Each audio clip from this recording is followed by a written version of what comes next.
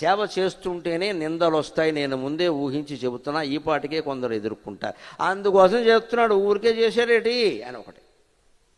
వీళ్ళే నేటి చేసేది ఇక్కడ. ఎందుకంటే చెయ్యని వాడికి ఈ చేసిన వాడికి వచ్చేటువంటి కీర్తి కారణంగా అసూయ ఏర్పడుతుంది. అందుకని ఏదో ఒకటి అంటూనే ఉంటాడు. దానికే ఒక మాట జగన్నాథ పండితురాయలు చెబుతాడు, అద్భుతమైన మాట.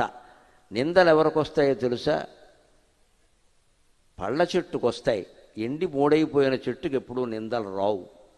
మనం సేవ చేసే వాళ్ళకి అనేక రకాల వ్యాఖ్యానాలు వస్తాయి, వాటిని మనం సహించగలగాలి. దానికోసం మంచి శ్లోకం చెబుతాడు. అలాగే ఆయన శ్లోకాలన్నీ మహీధర నళినీమోహన్ గారు పద్యాల రూపంలో రాశాడు. ఓ మామిడి చెట్ట, నువ్వు బాధపడకు, నేను నిన్ను ఓదారుస్తున్నా, నిన్ను నిందించినా సరే అంటాడు. మామిడి చెట్టుకు దుఃఖం పట్టుకుంది ఏమిటి?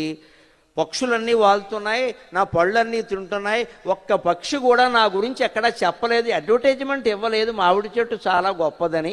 తీయనివానిలో తీయనివానిలో మిగుల తీయనిదంచు తీయనిదై పొగడందు నీ ఫలంబు, తీయనివానిలో మిగుల తీయనిదై పొగడందు నీ ఫలంబు, ఏ ఎడ పక్షులుందినవే ఎద్దెస చాటెనే నీ యశంబులు, ఏ ఎడ పక్షులుందినవే ఎద్దెస చాటెన నీ యశంబులు, ఈ కోయిల లేజి ఒళ్ళు తిని కోయని కోయని కుహోయని, ఈ కోయిల లేజి ఒళ్ళు తిని కోయని పంచమ సుస్వరంబులన్ తీయగ పాడి నిందెలుపదే దశలెల్ల వెసన్ రసాలమా, తీయగ పాడి నిందెలుపదే దశలెల్ల వెసన్ రసాలమా. మన సేవను కొందరు గుర్తిస్తారు, కొందరు గుర్తించరు. అయినా మానకూడదు. ఈవేళ ప్రపంచంలో పెద్దగా వ్యాపించిన జబ్బు ఈ గుర్తించడం. గుర్తింపు అనేది ఒక వ్యాధి అయింది ఈవేళ. మనం ఏదైనా యూట్యూబ్లో ఒకటి ఏదో పెట్టామనుకోండి, ఒక ప్రసంగమో ఏదో మన ఇంట్లో ఏదైనా, వెంటనే మన గొడవ ఏమిటంటే ఎన్ని బొటన వేళ్ళు పైకి లేచాయి, ఎన్ని బొటన వేళ్ళు కిందికి లేచాయి, లైకులు ఎన్ని, షేర్లు ఎన్ని, దాన్ని బట్టి మనం అంచనా వేసుకుంటే ఇదో దరిద్రపు కాంక్ష. వాడెవడు మన అంచనా వేయడానికి ఇక్కడ? ఒక్కసారి 100 మంది మనకు అనుకూలంగా వ్యాఖ్యానం చేసినా సరే, ఒకడు ఎవరన్నా బాగాలేదన్నాడంటే ఈ 100 మంది ద్వారా మనకు కలిగిన ఆనందం పోయింది, ఆ ఒకడిని పట్టుకుంటాం వాడికి ఎందుకు నచ్చరా అని. అంటే మనకు తెలియకుండానే మనకు ఎంత అహంకారం ఉందంటే, మన మాటల్ని మన చర్యల్ని అందరూ ఇష్టపడాలి, మన మొహాన్ని అందరూ ఇష్టపడాలి. ఈ అందరూ మెచ్చుకోవడం అనేది ఒక పెద్ద జబ్బు, దాన్ని ఎప్పుడూ ఆశించకూడదు. ఆ మహానుభావుడు పుట్టపర్తిలోనే ఉండి చెయ్యవలసింది ఏదో చేశాడు తప్ప ఎవరు పొగిడారు ఎవరు తెగిడారు అన్నది ఎప్పుడూ పట్టించుకోలేదమ్మా. కొన్ని ఉద్యమాలు జరిగినప్పుడు మీకు తెలియదు, మాకు కలిగిన బాధ మీరు పడే ఉంటారు. కొన్ని ఉద్యమాలు జరిగినప్పుడు ఆయన ఫోటోని కింద వేసి తొక్కారమ్మా, ఎంత బాధపడ్డాము, ఎంత బాధపడ్డాము, ఎంత క్షోభ. కించిత్తు కదలలేదా మహానుభావుడు? కలిసి ఉండమని చెప్పిన పాపానికి ఆయన ఎంత శిక్షించారో తెలుసా? మనకు తెలియదా? మనం ఎదుర్కోలేదా? కిందేసి తొక్కారండి, విగ్రహాలు పగలగొట్టారు. ఫోటోల మీద ఇలా వేస్తుంటే టీవీలో చూస్తుంటేనే కడుపు మండిపోయింది. అయ్యో అయ్యో అయ్యో, అంత సేవ చేశాడని ఉండదండి, ఉండదు. అంతే, ఒక ఆవేశంలో ఉన్నప్పుడు ఏది ఉండదు. మనుషులు కామక్రోధ లోభమోహ మదమాశ్చర్యాలకి లోను అవుతారు. దీనికి లోని కాని వాడు సత్యసాయి ఒక్కడే, ఇంకొకడు ఉండడు ఇక్కడ. అలా ఉండగలగాలి మనం.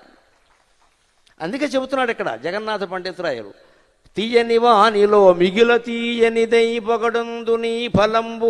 అన్ని పళ్ళల్లోకి ఏది తీయని పండు, ఏది తీయని పండు అంటే వెంటనే మనం చెబుతాం మామిడి పండండి, మామిడి పండండి, మామిడి పండండి అంటాం. అందంగా ఉన్న మనుషులు కూడా మామిడి పండులా ఉందంటాం, నేరేడు పండులా ఉందన్నాం. నేరేడు పండు సరిగ్గా మామిడి పండు వచ్చే కాలం నేరేడు పండు నల్లగా ఉంటుంది, ఎందుకంటే సిగ్గుపడి నల్లబడిపోయింది. మామిడి పండుని చూశాక సిగ్గుపడి నల్లబడిపోయింది జగన్నాథ పండితురాయలు చెబుతాడు. అలాగే కొబ్బరికాయ ఉందే, అది నీరు గారిపోయింది. కొబ్బరికాయలో నీరే ఉంటుంది కదా, నేను మామిడి పండు అంత అందంగా లేని లావుగా ఉన్నాను, ఒబేసిటీ వచ్చేసింది అనుకుంటుందట అని నీరు గారిపోయిందట. భయాదంతస్తోయం తరు శిఖరిజం లాంగల ఫలం తపాస్యామాజంబోహో దళిత హృదయం దాడిమ ఫలం. భయాదంతస్తోయం తరు శిఖరిజం లాంగల ఫలం సశూలం సంధత్తే హృదయం అభిమానేన పనసగా సముద్భూతే చూతే జగతి ఫలరాజే ప్రసరతి. సత్యసాయి విచారధార మామిడి పండు రసం లాంటిది అన్నాను నేను. దాన్ని చూసి అసూయ పడిన వాళ్ళు ఉన్నారు, ఇబ్బందులు పడిన వాళ్ళు ఉన్నారు. నేరేడు పండు నల్లగా ఎందుకు ఉంటుంది అంటే మామిడి పండు అంత అందంగా లేదని ఏడిచి ఏడిచి ఏడిచి నల్లమొహం మాడుమొహం అయిపోయిందట.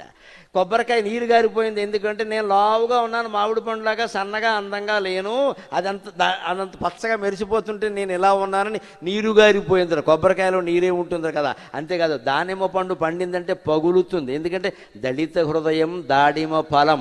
మామిడి పండు యొక్క అందాన్ని చూసి దాడిమ్మ పండు గుండె చీలిపోయిందిట, అందుకే అది పగిలిపోయింది. దళిత హృదయం దాడిమ ఫలం. ఎంత మహానుభావుడు జగన్నాథ పండితురాయలు సంస్కృతంలో అద్భుతమైన కావ్యాలు రచించాడు. మనవాడు తెలుగువాడు, మనం గర్వించాలి. తూర్పుగోదావరి జిల్లాకి బాగా దగ్గరవాడు, అమలాపురం దగ్గర ముంగండ అగ్రహారంలో జన్మించాడు మహానుభావుడు. ఆయన రాసిన శ్లోకం. 14 మంది సంతానంలో మధ్యలో పుట్టాడు, కుటుంబాన్ని మొత్తం ఉద్ధరించాడు. ఇక్కడి నుంచి ఢిల్లీ వెళ్ళాడు, షాజహాన్ ఆస్థానంలో చేరాడు, పర్షియన్ భాష నేర్చుకున్నాడు.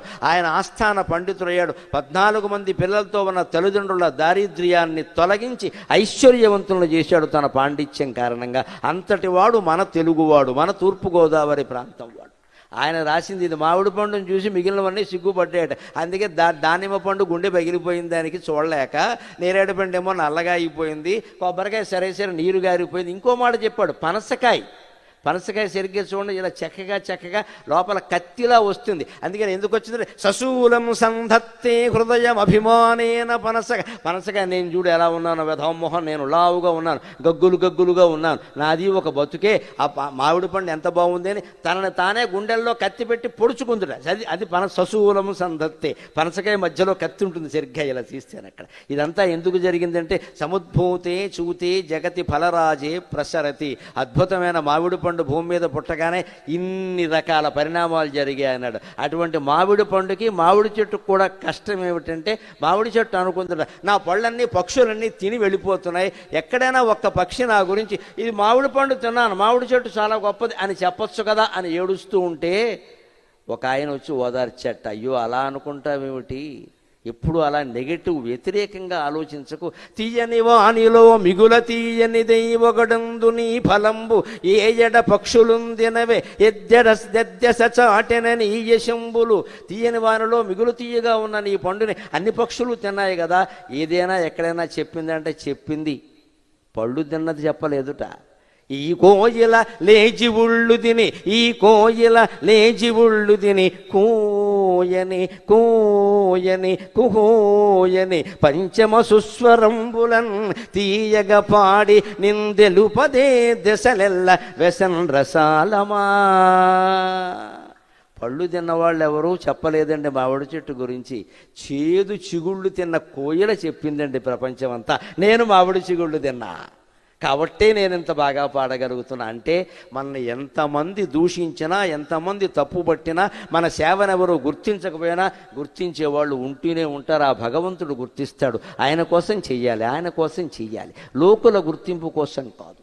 ఏ పక్షి చెప్పలేదు మామిడి చెట్టు గురించి, కోయిల చెప్పిందా లేదా?